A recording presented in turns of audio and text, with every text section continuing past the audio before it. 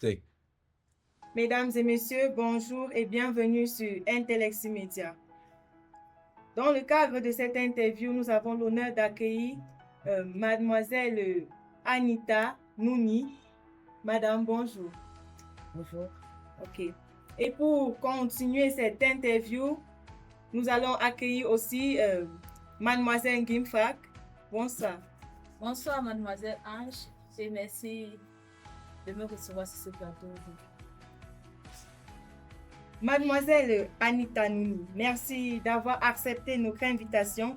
Vous êtes aujourd'hui une figure inspirante à l'agrobusiness international, notamment à travers vos parcours à le SSEC et votre expérience chez Dongo. Nous allons revenir avec vous sur votre parcours de votre enfance au Cameroun jusqu'à votre carrière internationale. Si vous me permettez, vous dégagez beaucoup d'élégance et de confiance. OK. Si vous me permettez, je peux utiliser l'anglais? Bien sûr. Okay. We are going to start with, can you tell us about your childhood in Cameroon? What kind of family environment did you grow up in? So I grew up in Douala specifically, Wanaberry. So I grew up with my dad and my mom and my three brothers. I was an only daughter, and I was second. So I grew up in a household that valued a lot of discipline, and a lot of effort and resilience. And that also cared a lot for society and for people.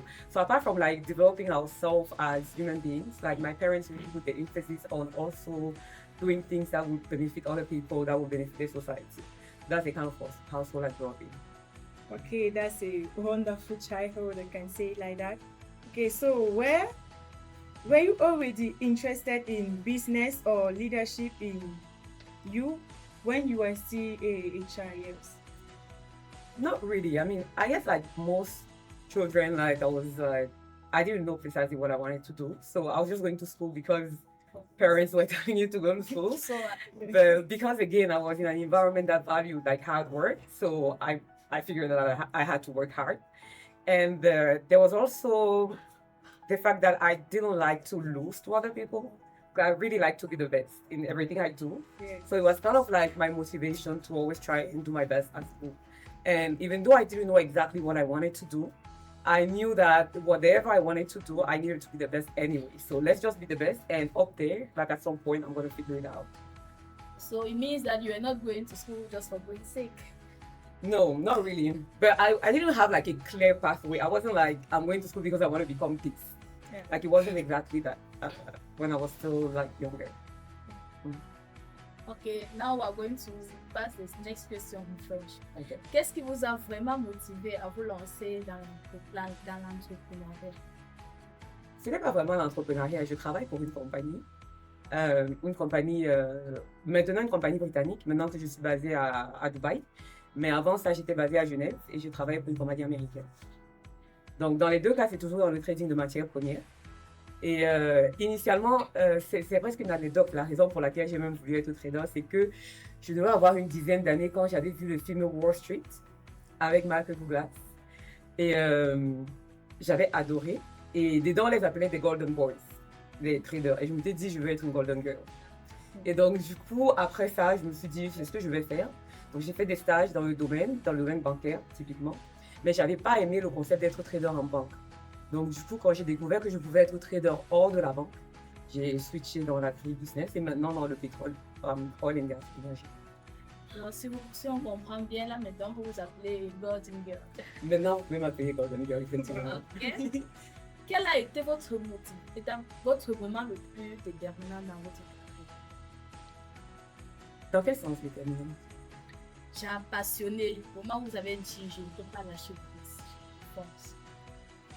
Bon, déjà, je pense que c'est quand je me suis rendu compte que c'est exactement ce que je voulais faire.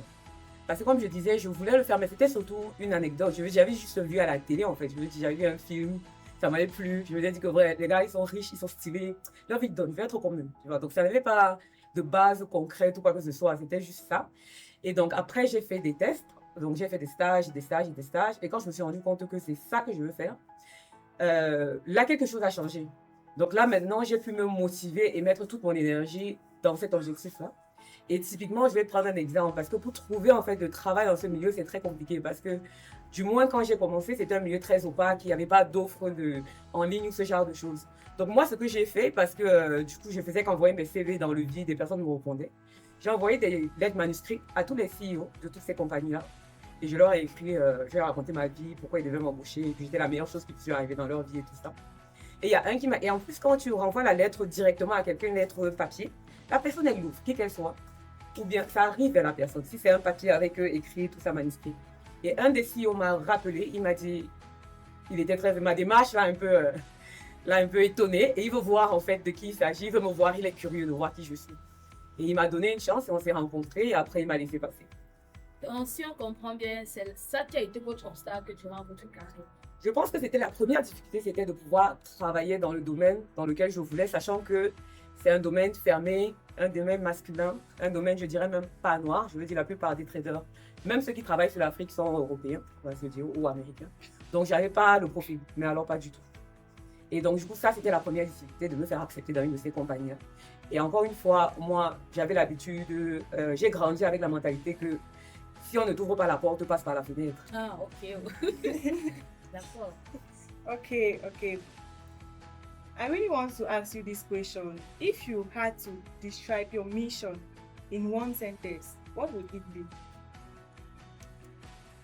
I think what we do, I mean, philosophically, we can say that we help feed the world or we help like energize the world. Believe it or don't believe it, that's your point. But like technically, what we do is that we connect areas of deficit with areas of surplus. So we take whatever is it's too much in one place and we bring it to a place that needs it. That's what we basically do. And in the process, we use a lot of like financial markets to be able to do it properly. Okay. But I'm gonna come back to what she said before. Was there a moment in your career when you wanted to give up? What keeps you going on?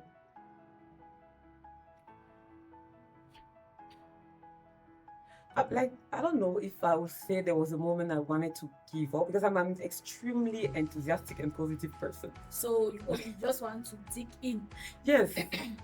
I remember my dad was like, why you don't go work with because I wasn't working then, right? So I was just like looking for my perfect job. Because I could have gone and do any other type of jobs that the other people, my other classmates were taking like L'Oréal or I don't know, like banking or whatever. But I was like, no, I'm not going to do this. I'm going to do only this and that's it. And then, so yeah, I was like I couldn't imagine. I couldn't imagine not doing that. So for me, it was going to work. There's no way it wouldn't work.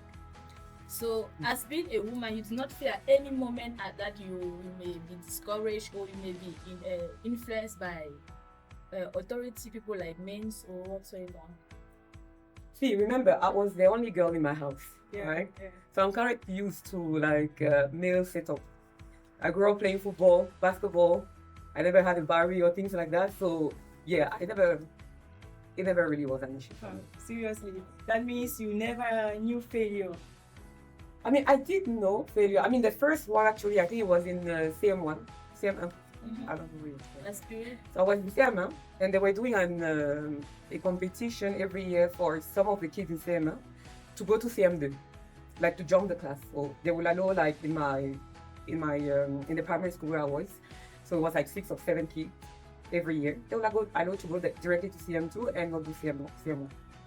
And I thought like naturally I would have that, like because I was like the first already in class, right? So it was like obvious that the competition. But when they gave the result, like I wasn't part of the 7. I think I cried so bad. I was like, and even some kids like I knew because I was the first in class, and then they select 7 person doing the one exam, and I'm not part of it. So for me, it was like the biggest shock ever. Like I don't think I ever had like something that shocked me more than that thing. Yeah. So you found yourself being like isolated from the 7 people they chose. I mean, not really isolated because it was a fair exam, right? There was a competition. Maybe I was overly confident or whatever, but fact is I didn't do as well as the other 7 basically. So I failed. Like that was on me. Like. So in conclusion, you don't have to say that as you have hope or as you are intelligent, you must do something. You know that you may have a failure somewhere. Yeah. So in conclusion, I would say I always do my best. So until it's like I have like the final result, which is a big no, because like this is like a final result. Like when you have an exam like this and the result comes, there's nothing you can do against that, right? So then I accept it. I go and I cry and everything, and then I have to move on from that, right? and then from there you say no, you must work harder. Yes, and then from there I'm like, I'm gonna work harder. Quelle est selon vous la qualité la plus importante pour réussir dans un business? Ah, on risque de répéter la discipline. Oui, je dirais la discipline surtout et la constance dans l'effort. Parce que je veux dire, malheureusement, avec la manière dont les business sont organisés, c'est qu'on a besoin que les gens soient présents tous les jours. Ce n'est pas que peut-être certains jours et pas d'autres jours en fonction de est-ce qu'on se sent bien, est-ce qu'on a envie. Malheureusement, le monde du travail n'est pas le monde de l'envie, de comment parfois ça me va, parfois ça ne me va pas. Donc, il faut être non seulement discipliné, mais constant dans l'effort. Il faut tout le temps faire l'effort. Et ce qui n'est pas si facile que ça, je peux reconnaître, parce qu'en tant qu'être humain, il y a des moments, même la chose qu'on aime le plus sur Terre, il y a des moments où on n'a pas envie de faire, où on a d'autres, on est stressé, on a machin. Mais le monde de l'emploi demande d'être discipliné et constant dans l'effort. Ok. Quelle erreur les jeunes entrepreneurs doivent absolument éviter? Moi, je pense, je dirais, une des erreurs, je ne connais pas toutes, mais une des erreurs, je disais, c'est d'entreprendre pour entreprendre, en fait. Parce que moi, ce que je vois, quand même, c'est que beaucoup de personnes entreprennent parce que leur frère entreprend ou leur cousin entreprennent. C'est-à-dire c'est à la mode d'entreprendre, on entreprend. Sans parfois suffisamment mûrir l'idée, sans parfois suffisamment penser à ce qu'on veut faire. Juste on voit les autres faire et on dit que oui, c'est bien, je n'ai pas envie d'aller répondre tous les jours dans un autre bureau, d'avoir un boss qui va me commander comme ça. On dit on veut seulement faire nous. Donc je pense que ça c'est un problème. Et l'autre problème, je dirais, c'est de ne pas de penser qu'on est tout puissant, de ne pas avoir suffisamment d'humilité pour se rendre compte que idéalement, il faudrait être entouré d'autres personnes. Et je crois qu'il y a beaucoup d'entrepreneurs en fait, que j'ai eu à rencontrer spécifiquement en Afrique, qui sont dans des structures, ils sont genre seuls actionnaires. Parce qu'ils veulent peut-être être tout puissants, parce qu'ils ne veulent pas diluer l'actionnariat, ils ne veulent pas partager le bénéfice, ce genre de choses. Mais il y a vraiment de la valeur à être accompagné quand on fait les choses, surtout dans l'entrepreneuriat. Ok. Est-ce que vous avez un mentor, quelqu'un sur qui, en fait, vous vous inspirez pour je ne sais pas trop. J'en ai plusieurs, ça dépend de sur quoi. Si c'est pour mes valeurs, je pense mes parents. Mais c'est vraiment ceux qui m'ont toujours accompagné depuis le premier jour jusqu'à maintenant. Et même jusqu'à maintenant, je me repose beaucoup sur eux. Donc chaque fois que j'ai des moments de doute, chaque fois que j'ai des moments où j'ai besoin de conseils, je dirais eux.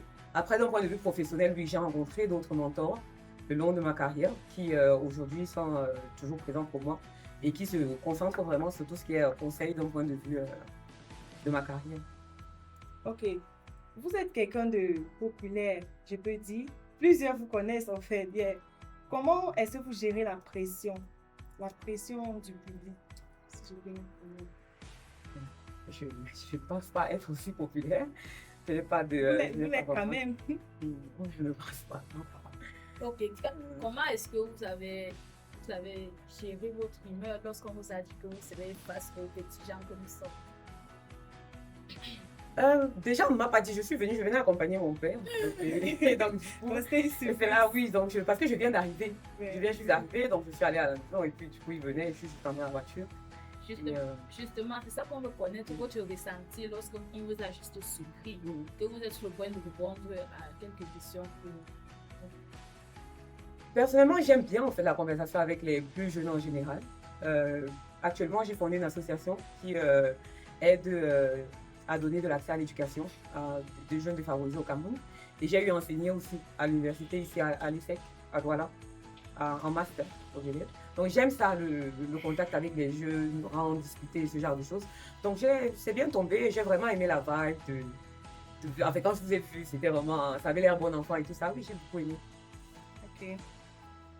As a young African woman in this industry, do you see it as an advantage or more of challenges? I think it depends. In some countries, it's kind of an advantage somehow. But in others, in Africa, because I was covering whole of Africa when I was in the Bangui in Geneva, and now I'm covering the Middle East.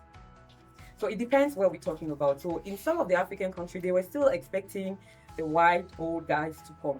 So I had cases when I went to the office of someone and they were thinking I was maybe the secretary or something. And I had to say, no, I am the trader. It is me that is going to see whoever is responsible for it here. Yeah. And you'll see how surprised they will all be. So sometimes I had to kind of justify somehow my presence in the room because I wasn't supposed, like, I didn't look like what they expected to see. But in some places, I had the really great experience. I would say specifically Nigeria. I had a client specifically, he's a billionaire, big guy in Nigeria. And the guy has a company in the UK. And once he had his buyers, like his team. So we were talking, and at some point I was just so tired of them, and I told them, don't talk to me anymore. And I told them, if anybody's going to talk to me in that company again, it's going to be the chairman. Oh my God. Never you. Yeah. And so one day I'm in the office and the chairman calls me. I didn't really expect the chairman to call me. Honestly, he's a billionaire, big guy and everything. And then he called me and said, I heard you looking for me. And I'm like, at that time I was a bit panicked, like freezing and everything. But then I explained to him, I was like, yes, because your people are not very serious and I'm tired of talking with unserious people. So if you want to do business, we do it together. So he said, fly to London. Let's talk. So I go to London with my senior, who is a white guy, obviously. And when we get there, I go to the bathroom, and in the meantime, they go and they sit inside the room. And you have like all those European people, American, British, whatever. And then at the end of one table, you have that Nigerian billionaire. And when I comes in, and he's like, my sister, I was waiting for you. And he said, sit at the other corner of the big table. And this, honestly, is a memory I will never forget because we're like two black people. And he acknowledged me in front of all those people only because I was black, you know. And that was amazing. So it was just like an honor for you. Exactly. So that's what I'm saying. It depends on the market. In some market, I would say like more francophone market, they were expecting like different type of profiles. But as they get to know you and they see how efficient you are, then they move on. Ok. Si vous deviez recommencer à 18 ans, que ferez-vous différemment?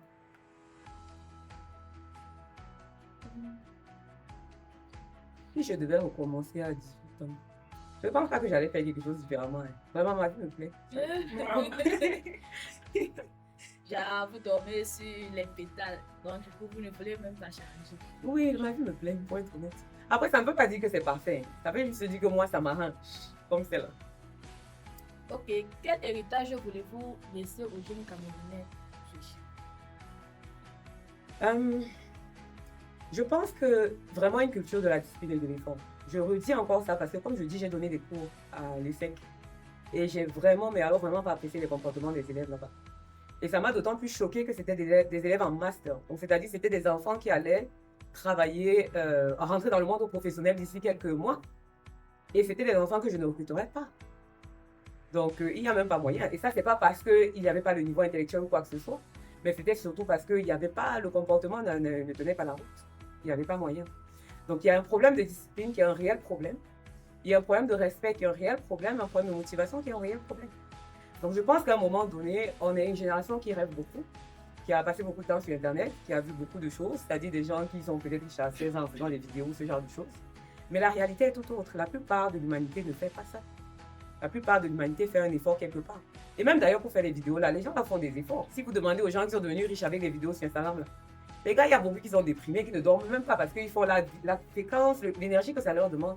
C'est beaucoup. Donc il y a un côté partisan du moindre effort que je n'aime pas beaucoup et que j'ai eu à constater un peu malheureusement dans mes interactions avec un peu la jeunesse aujourd'hui. Et aussi un côté très individualiste où on ne veut pas beaucoup penser aux autres. On ne veut pas beaucoup aussi faire des efforts. Comme je dis, on finance, avec mon association, on finance même des frais de scolarité pour les enfants défavorisés. Et une obligation que j'ai mise dans le contrat de financement cette année, c'était que tous les enfants qui sont financés par le programme, qui s'appelle ANP Compagnon d'Anthony, que tous les enfants qui sont financés dans le programme consacrent 1 heure par semaine à former, à aider un enfant qui n'est pas très fort à l'école à faire ses devoirs. À date d'aujourd'hui, il n'y a pas un enfant qui le fait. Okay.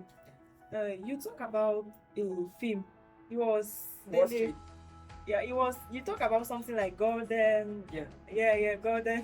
Wall Street was the name of Yes. it. Yeah. Okay, it was the name of the movie. Was it a Cameroonian movie or Oh no, an American one. American Yeah, one? we don't really have like a stock exchange or things like that here. Yeah, Like, yeah. we have a tiny stock exchange, but like Yeah, I No. can hear it from your voice that you're not Cameroonian, you're talking like one man.